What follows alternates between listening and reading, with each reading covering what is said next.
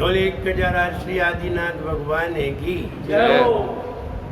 परम पूजाचार्य श्री तुंग मुनि महाराज की परम पूजाचार्य गुरुवर श्री विराग सागर जी गुरुदेव की जय हो।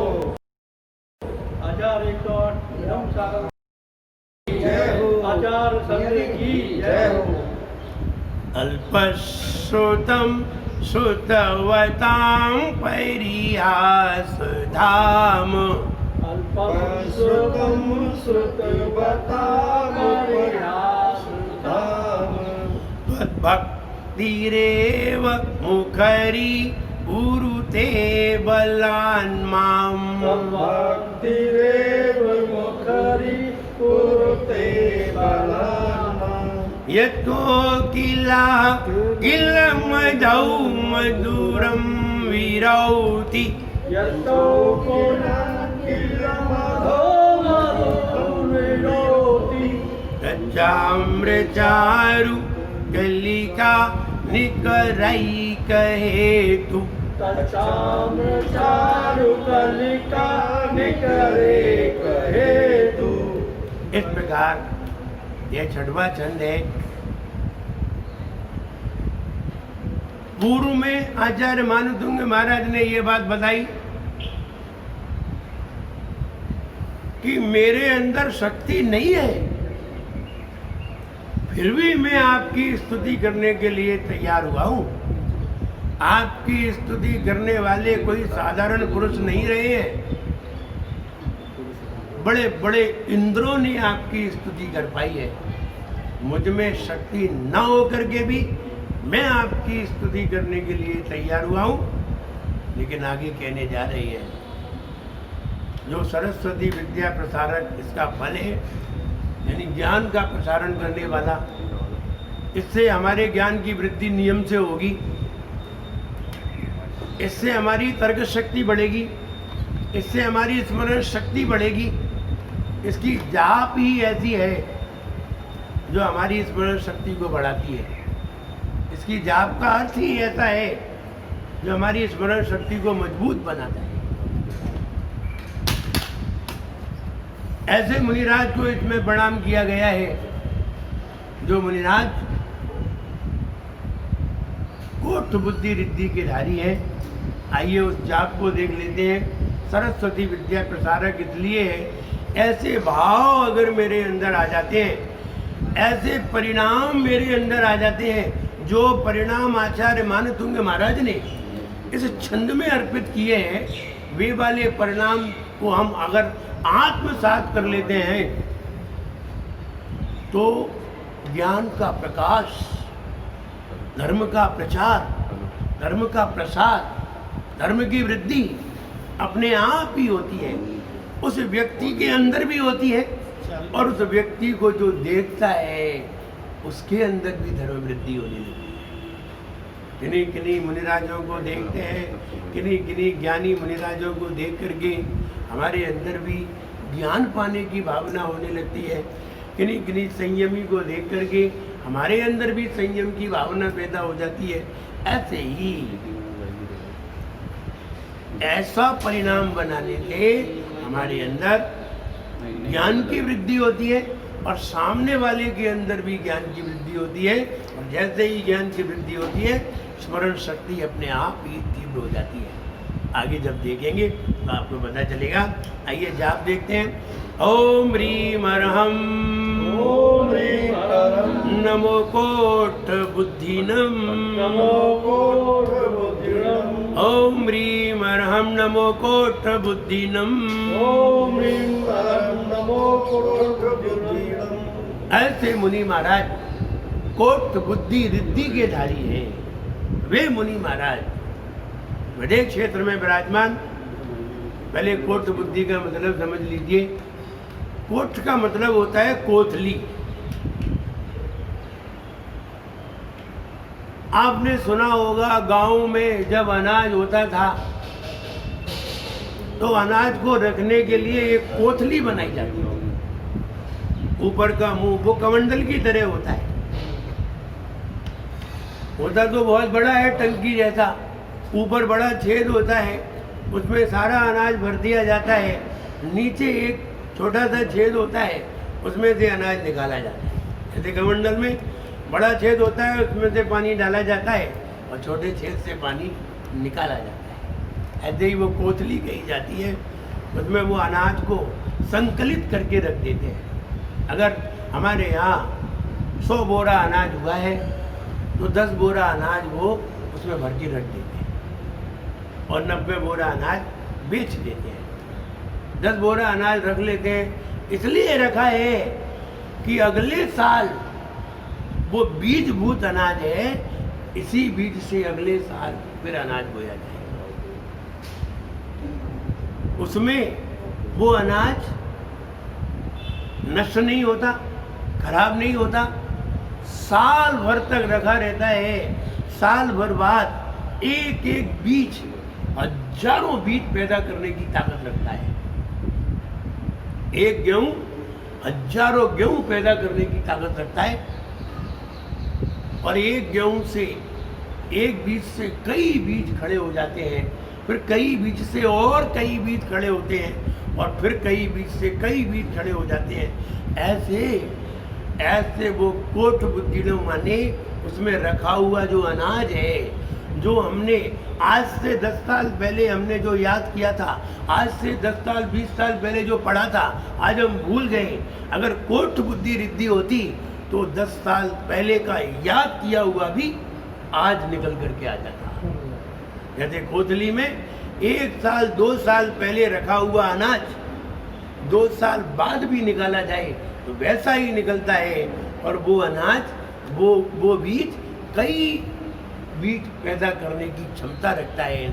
ऐसे ही 10 साल पहले हमने जो पढ़ा था वो हमारे अंदर विराजमान है और हमने उसको निकाल करके और ज्ञान का विस्तार किया और चिंतन किया।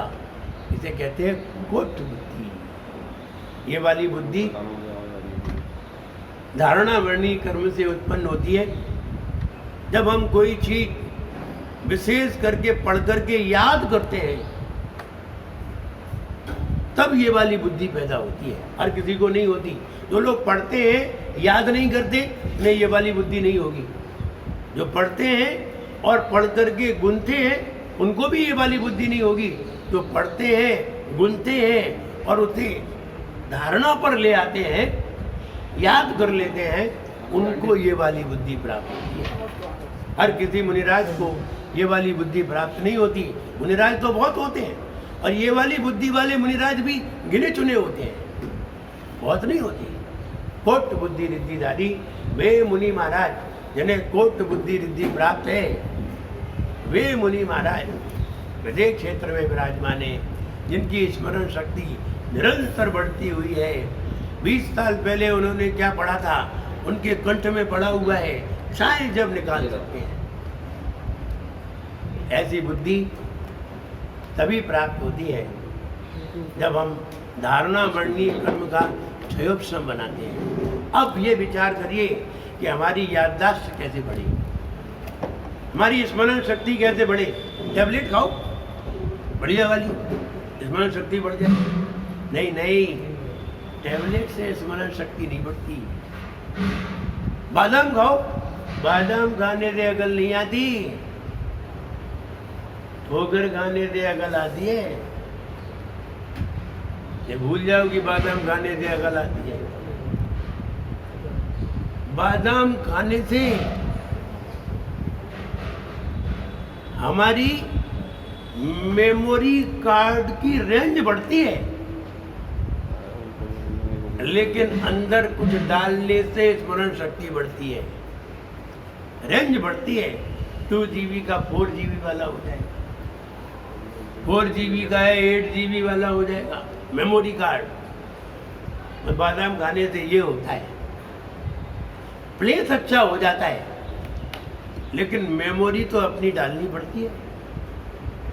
8 GB का हो गया, 32 GB का हो गया, 64 GB का मेमोरी कार्ड लगा लिया, 64 GB का हो गया बादाम खा खा के।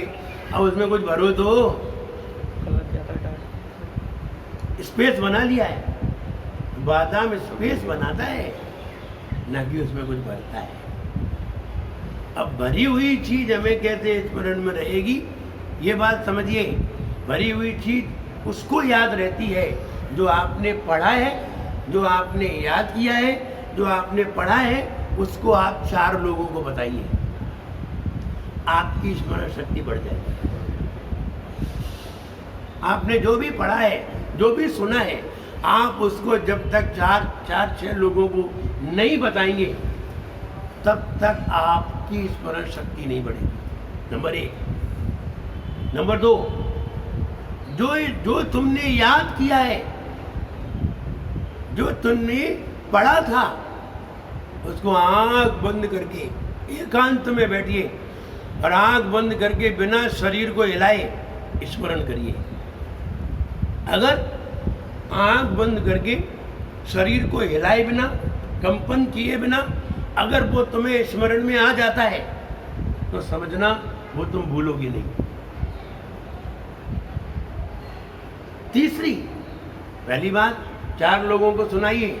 दूसरी बात, ध्यान में बैठ करके, एकांत में बैठ करके स्मरण करिए। तीसरी बात, उसको आत्मसात करिए। आत्मसात करने का तरीका जान लीजिए, इसे कहते हैं अनुभव।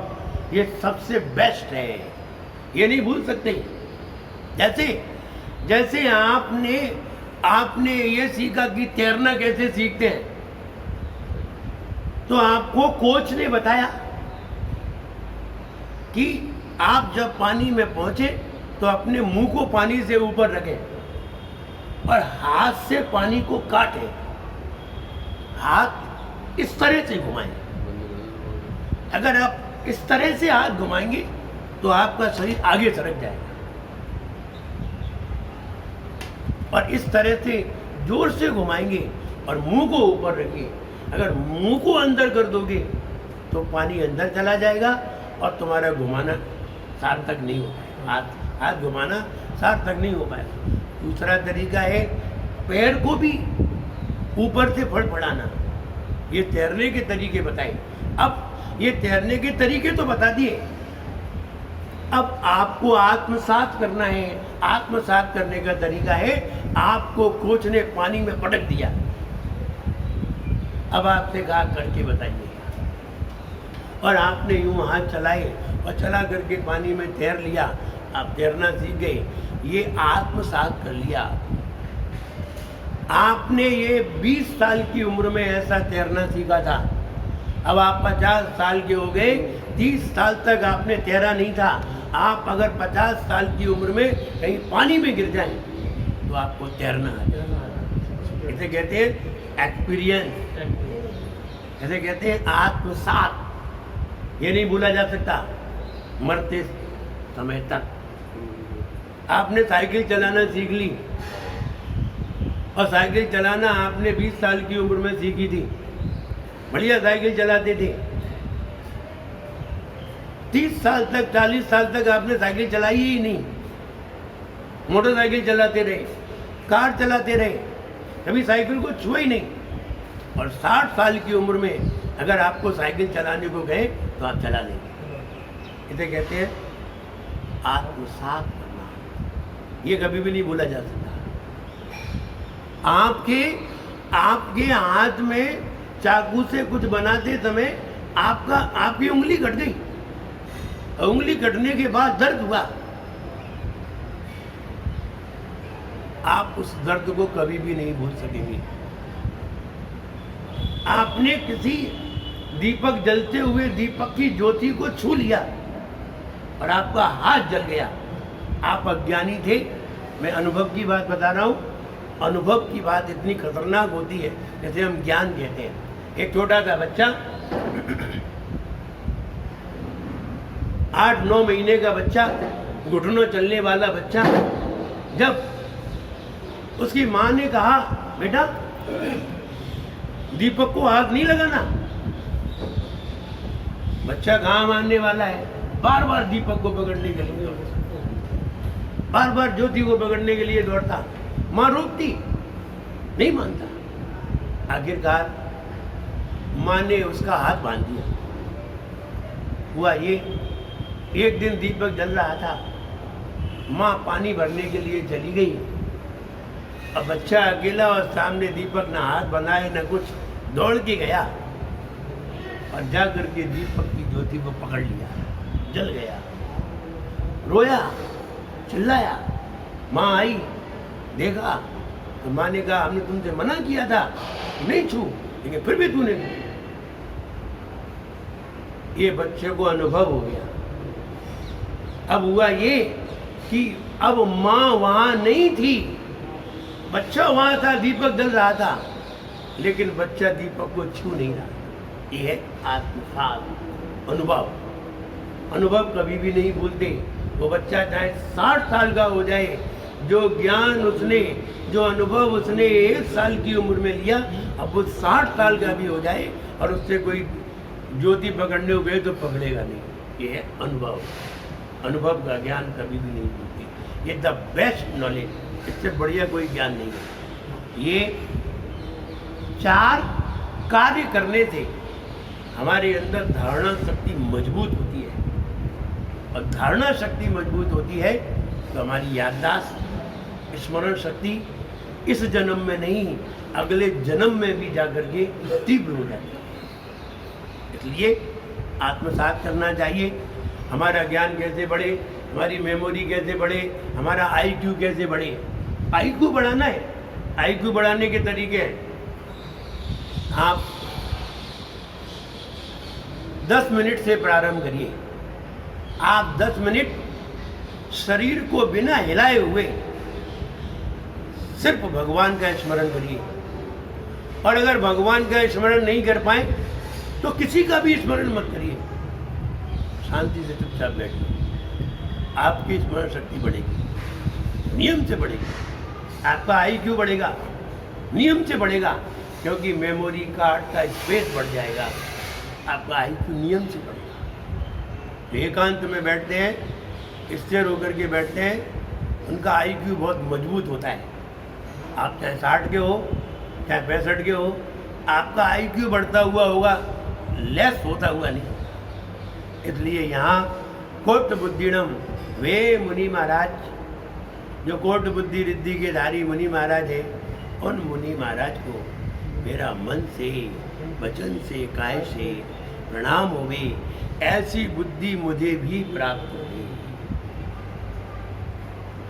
ऐसी बुद्धि मुझे भी प्राप्त होवे। ध्यान रहे, बुद्धि प्राप्त करने के लक्षण हैं। आप मेरी बात को प्राप्त कर सकते हैं कि नहीं मुझे मालूम है, और बात कैसे प्राप्त होती है ये भी हम आपको बताते हैं। और कब मेरा आईक्यू डाउन होता है और कब हमारी स्मरण शक्ति कमजोर हो जाती है, मुझे ये पता है। जब कोई व्यक्ति अपने मस्तिष्क पे विशेष जोर देता है, और जब किसी व्यक्ति को स्मरण करते समय अगर मस्तिष्क पर, माथे पर 3 खड़ी सलवटें आ जाएं, ऐसी नासिका के ऊपर यहाँ 3 खड़ी सलवटें आ जाएं, 3 लाइनें खड़ी बन जाएं, आपको याद नहीं आएगा। आप चाहे 1 घंटा याद करें, चाहे 2 घंटा बैठे रहे, जब तक खड़ी लकीर तुम्हारे माथे पर है तुम्हें याद कुछ नहीं आएगा। खूब यहाँ हाथ लगाए रहो, कुछ नहीं होगा, याद आएगा ही नहीं। याद तुमने किया है, और ऐसा नहीं है तुम्हें याद नहीं है, तुम्हें याद भी है, तुमने याद भी किया है, बस याद आ नहीं रहा है। क्यों नहीं आ रहा है? माथे पर खड़ी लकीर बनी है। जब तक ये खड़ी लकीर बनी रहेगी तब तक याद नहीं होगा। फिर क्या करें? खड़ी लकीर को खत्म करो, खड़ी की जगह ऐसी कर दो। क्या हाथ से की जाती है क्या? नहीं, दिमाग से की जाती है। हाथ से नहीं की जाती, दिमाग पर है, दिमाग से ही की जाती है। जब हम किसी चीज की प्रशंसा करते हैं, किसी व्यक्ति की प्रशंसा करते हैं, तब हमारे माथे पर ऐसी लकीर आती है। तब हम आश्चर्य में भरते हैं, वाह कैसी लाइन बनी। कितना अच्छा है, कितना अच्छा बोला। कैसी लाइन बनी?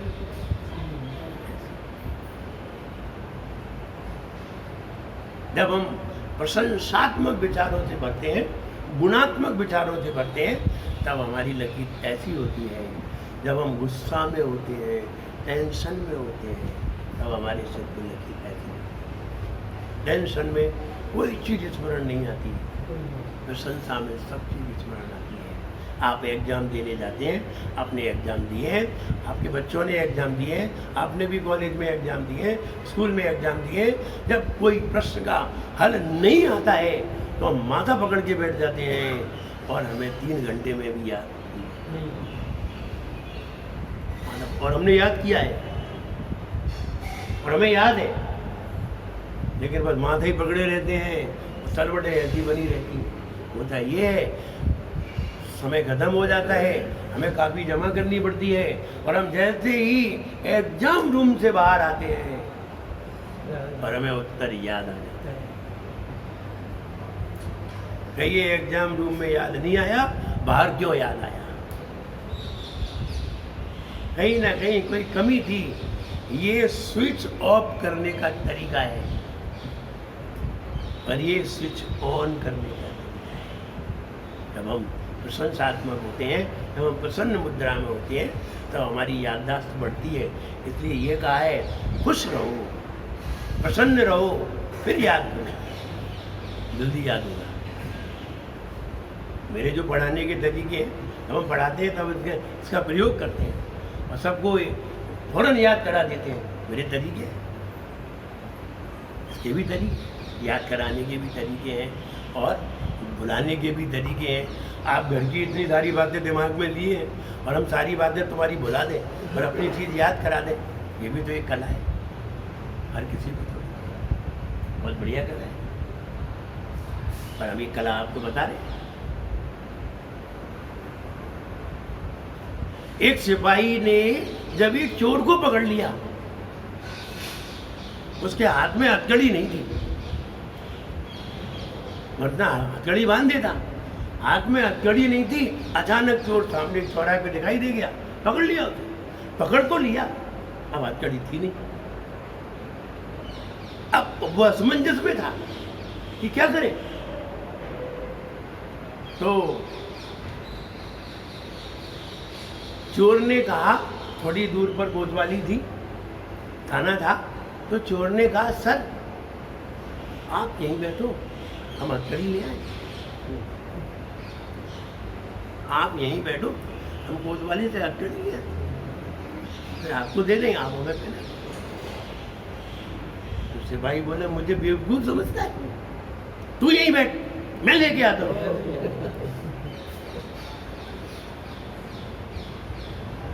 बस इस बात को सुन करके हमारे चेहरे पर प्रसन्नता आई, तो हमारे माथे पर ऐसी लकीर आ गई और इधर हमने अपना डोज दे दिया, याद कराने बात सुना दी तो फौरन याद हो गया। ये तरीका है पढ़ाने का, और जो ये तरीका अपना नहीं सकता है वो किसी को पढ़ा भी नहीं सकता है। अगर हमें हजारों व्यक्तियों को एक साथ पढ़ाना है, ये तरीके हैं।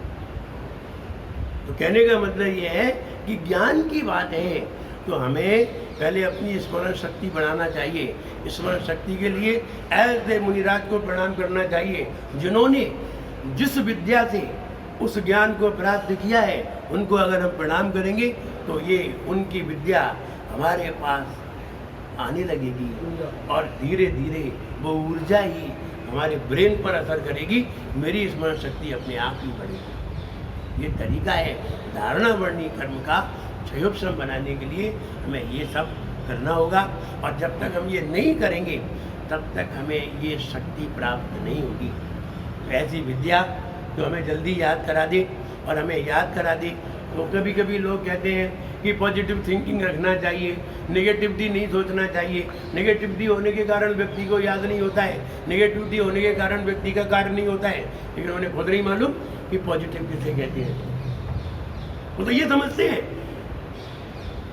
हम जैसा चाहते हैं वैसा हो जाए तो पॉजिटिव और हम जैसा चाहें वैसा नहीं हो तो लोगों को अभी तक यही परिभाषा मालूम है और यही समझते हैं, जबकि ये परिभाषा है ही नहीं। लोग जानते ही नहीं है पॉजिटिव क्या होता है और नेगेटिव क्या होता है। पॉजिटिव का मतलब है हम जिसे चाहते हैं वो नहीं हो, जो हमारे लिए अच्छा हो वो हो तो पॉजिटिव। हम खराब भी चाह सकते हैं, हम खराब भी तो चाह सकते हैं। हम किसी का मर्डर करना चाहते हैं, हम किसी को मारना चाहते हैं, हम चाहते हैं ऐसा हो जाए। हम चाहते हैं उसकी अटैची में 10 लाख रुपए मेरे पास आ जाए, तो क्या पॉजिटिव थिंकिंग हो गई? नहीं, ये बात तो नहीं। जो हमारे लिए हितकारी हो, जिससे हमें रत्नत्रय की प्राप्ति हो, जिससे हमें सम्यक दर्शन की प्राप्ति हो, जिससे हमारे अंदर धर्म की स्थिति बढ़े, जिससे हमारे अंदर धर्म के संस्कार बढ़े, जिससे हमारे अंदर परिणामों में निर्मलता आए, जिससे हमारे अंदर त्याग भाव उत्पन्न हो, जिससे हमारा मन शांत हो, उसे पॉजिटिव कहते हैं। लोगों ने तो अपनी अपनी परिभाषाएं कर ली। जो हमारे लिए हानिकर हो, जो हमारे लिए दुखदायी हो, जो हमारे लिए पीड़ा का कल बताने का प्रयास करेंगे, क्योंकि कल भी बुद्धि का प्रकरण है, कल बीज बुद्धि है, कल विशेष बुद्धि है। आज तो पूर्व का स्मरण करने वाली बुद्धि है। कल बताएंगे। एक टाइटल बताया जाता है, निबंध कैसे बनता है, टाइटल से निबंध कैसे बनाया जाता है, यानी एक पॉइंट को कहा जाता है और विस्तार कर दिया जाता है। ये विस्तार कल की उसमें है, बीज बुद्धिनम, फिर पदानुसारीनम, फिर सम्यन्य उदाहरणम, ऐसी ऐसी बुद्धि है। लेकिन आज इतना ही समझे कि हमारी याददाश्त कैसे बढ़ती है। आइए अर्थ देखते हैं। उन मुनिराज को हमने नमस्कार किया, अर्थ देखते हैं। अल्पश्रुतम, श्रुतवताम, पूर्व में ये कहा था, हे भगवान मेरे अंदर शक्ति न होकर के भी हम आपकी भक्ति करने के लिए तैयार हुए, लेकिन आज ये कह रहे हैं भगवान हम आपकी भक्ति तो कर रहे हैं। अल्पश्रुतम श्रुतवताम परिहासम, श्रुतवताम, पढ़े लिखे लोग, विद्वान लोग, अल्पश्रुतम, और मैं अल्पज्ञ हूँ, मैं अल्पज्ञानी हूँ, बुद्धू हूँ, और सामने हमारे पढ़े लिखे लोग, विद्वान लोग बैठे हुए। अल्पश्रुतम श्रुतवताम परिहास नामो, वे व्यक्ति हमें देख करके हंसी करेंगे, हमारी हंसी करेंगे। और तद्भक्ति रेव मुखरी कुरुते बलान्मम, अगर ये बड़े लोग, विद्वान लोग अगर मेरी भक्ति को देख करके हंसते हैं तो हंसे। तद्भक्ति, आपकी भक्ति ही मुखरी मुझे जबरदस्ती बुलवा रही है, कुर्ते बलान्मा, मुझे जबरदस्ती बोलने के लिए मजबूर कर रही है। आपकी भक्ति मुझे जबरदस्ती बोलने के लिए मजबूर कर रही है। क्या करें? जैसे प्रभु पतित पावन ने अपावन चरण आयो। अब विचार करिए, अगर हम इसे गाते हैं तो आप भी गाने के लिए तैयार हो जाते हैं। आप क्यों गा रहे? आपने किसने कहा गा रहे? इसे ही भक्ति है, किसी ने नहीं कहा। कहते भक्ति, भक्ति मुझे जबरदस्ती बुलवा रही है। भक्ति ही बुलवाती है, आप नहीं बोलते हैं, भक्ति बुलवाती है। जैसे आपकी जेब में एक भी पैसा नहीं है और सामने वाला कह रहा है, सामने वाले टेबल वाला ये कह रहा है मेरे लिए ये लाओ, खाने के लिए ये लाओ, आप चुपचाप बैठो। आपको चुपचाप कौन बिठाएगा? आप चुपचाप बैठने के लिए आए थे? आपका चुपचाप बैठने का स्वभाव है? नहीं, आपका भी बोलने का स्वभाव था, आप भी कह सकते थे ये मेरे लिए भी लाओ, ये भी लाओ, ये भी लाओ, लेकिन आपकी जेब खाली है। और अगर जिस दिन 1 लाख रुपया तुम्हारी जेब में हो, उस दिन टेबल पे बैठो तो क्या कहोगे? जरा बेटा इधर आ, ये लाओ, ये भी लाओ। तो आपको ये बोलने के लिए किसने बोला?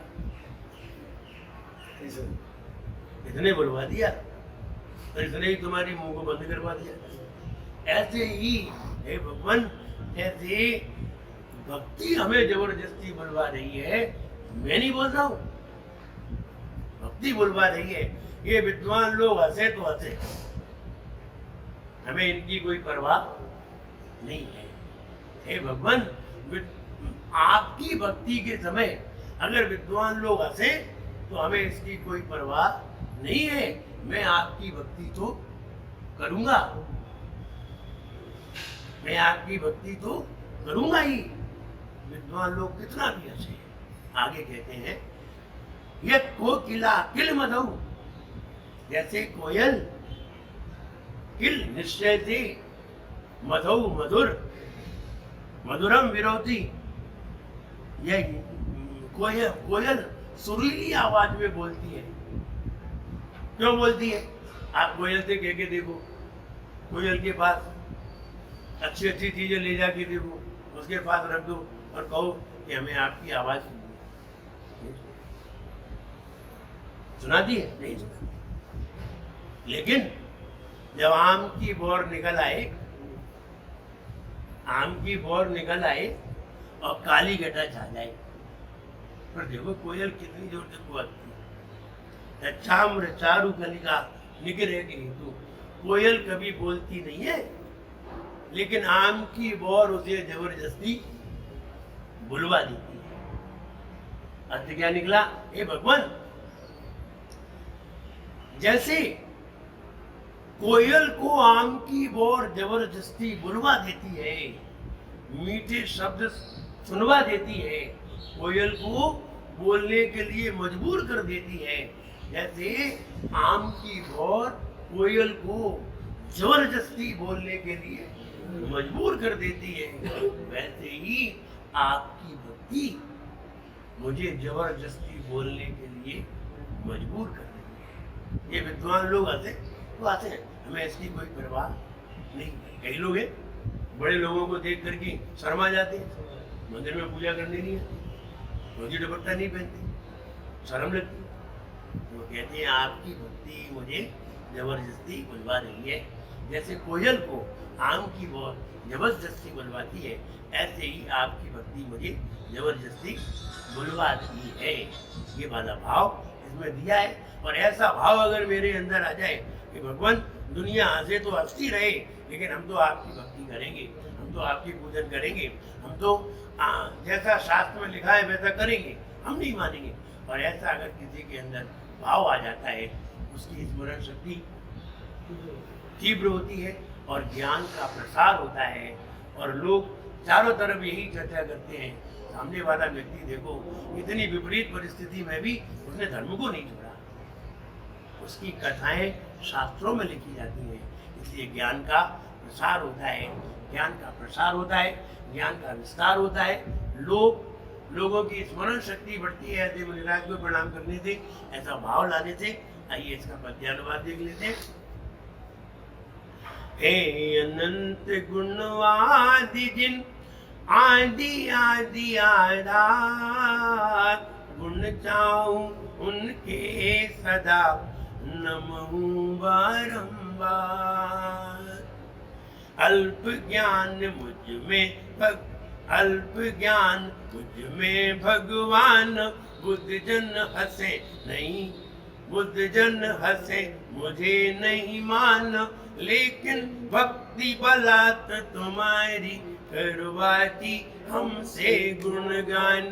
जैसे कोयल ऋतु बसंत में लाती मीठे गीत कंठ में, हेतु आम्र कलिका यह जानो, यही हेतु प्रभु मुझ में जानो, यही हेतु प्रभु मुझ में जानो। आचार्य मान तुंग मुनि महाराज यही कह रहे हैं, आपकी भक्ति मुझे जबरदस्ती बुलवा रही है। मैं क्यों गाऊं, लेकिन आपकी भक्ति के कारण मुझे मजबूरन बोलना हुआ है, इसलिए आपकी भक्ति इसमें प्रधान है। और भक्ति जहाँ होती है वहाँ सारी शक्तियाँ हमारे पास होती हैं। फिर चाहे कोरोना वायरस हो, चाहे दुनिया की ताकत हो, दुनिया की कोई भी ताकत भक्ति से ज्यादा ताकतवर नहीं। इसलिए भक्ति परम शक्ति है। हम ये कहें, अगर आप कोरोना वायरस से डर रहे हैं, और कोरोना वायरस से डरना तो चाहिए, डर रहे हैं, और कहीं कोरोना वायरस आपको हो गया है या हो सकता है, आप एक उपाय करिए। बहुत सरल उपाय है, आप घर पे कर सकते हैं, कोई खर्च नहीं करना है। पानी को जरा गर्म करो और पानी में थोड़ा सा नमक डालो। पानी को गर्म करो, हल्का सा नमक डालो, खारा कर लो थोड़ा, और गर्म पानी को खाली पेट पी जाओ, खूब सारा पी जाओ, जितना पी सको यहां तक पी जाओ खाली पेट। और पानी को अंदर अंदर जो कागला है, यहाँ पर अपनी ये उंगली लगा करके पानी को निकाल दो। कोरोना ठीक जाएगा कहाँ, अपने आप बाहर निकल के पड़ा हुआ। पानी पी करके नेचुरल प्रक्रिया है। आप सवेरे उठ करके खूब जम करके पानी पी ले, थोड़ा गुनगुना हो, हल्का सा खारा हो, नमक डलाओ, पानी पी ले।